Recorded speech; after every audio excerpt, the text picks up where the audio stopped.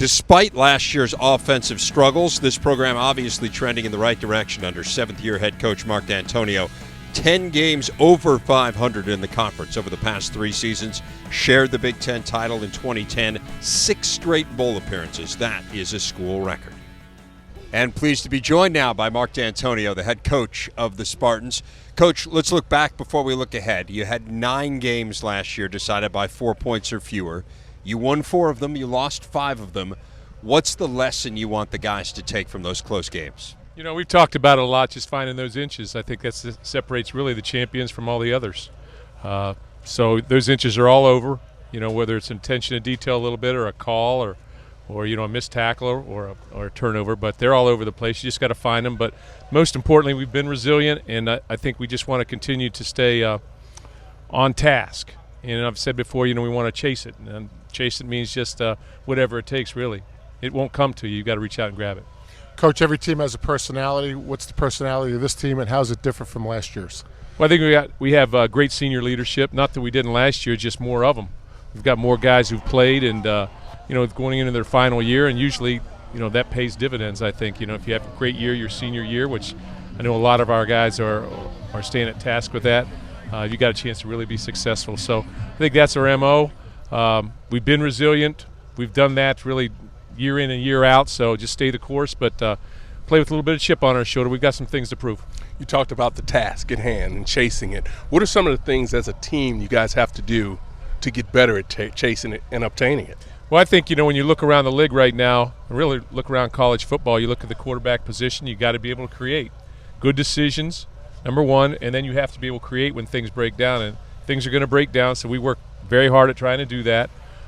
But, you know, we'll have to prove that as we move forward, so that's one of the things. But we've got to always stay balanced on offense and can't make our mistakes. And then on defense, we really just have to pick up where we left off, and we have some improvements to be made. But if we can play well on defense, you know, good things are going to happen, obviously. And I think we're set for that from an experience standpoint. And then special teams are such a big factor. We've got to be very, very good, especially early in the season on special teams when you see a lot of problems. You mentioned leadership. What are some things coaches can do to help guys become leaders? You know, we try and get our guys involved. We try and empower them as much as we can and put things on them.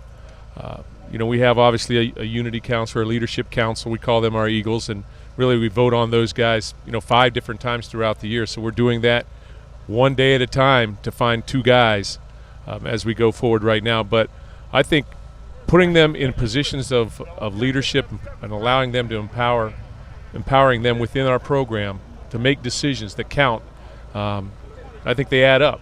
And it's their football team. It's all of our football team. But, you know, those guys are going to be on the field in crunch time. They've got to make plays, and they have to have people who are going to follow them. Coach, let's talk a little bit about this. At the quarterback position, you talked about taking care of the football and being able to create. Do you have a quarterback battle going on right now? And if you do, when would you expect to have your number 1 guy? I would say we have a quarterback competition going on right now because I think we have some guys with talent. We have 4 guys on scholarship. They all have strong arms. The freshman is struggling a little bit with a lot of different things going on, Damian Terry, but Tyler O'Connor has grown very well. He showed some things, got to be consistent. And then Maxwell and Connor Cook are right in there, and they've both played. And, you know, one has more experience than the other. So we'll see how it all shakes out here these next 2. Is that political enough? I guess it was. I guess you're just going to, you know, not answer that for me. Hopefully. All right. But, you know, it's so much about decision-making, I think, and creating. I continue to say that. You've got to be able to do that. So we'll look at that as we move forward. A little bit different at running back because you can play multiple guys, and that's not as big a deal, but you lost a real bell cow in Le'Veon Bell. So how do you see that race playing out? Well, when you lose a guy who's starting in the NFL, you know, obviously you lost a great player. I think Langford's having a great summer camp thus far. He's been healthy. He's got tremendous speed. I think Hill's been good as well. And then you've got some freshmen in there, Delton Williams and Gerald Holmes, that are getting opportunities. But they're playing like freshmen at times, but then other times you see something and you say, well, that's bellish. You know, so you're looking for those type of things. But, you know, we'll be fine at running back. You know, we've got 7 guys. Nick Tompkins is hurt right now, but he'll be back on Tuesday, so he's another guy that sort of throws his hat in there as well.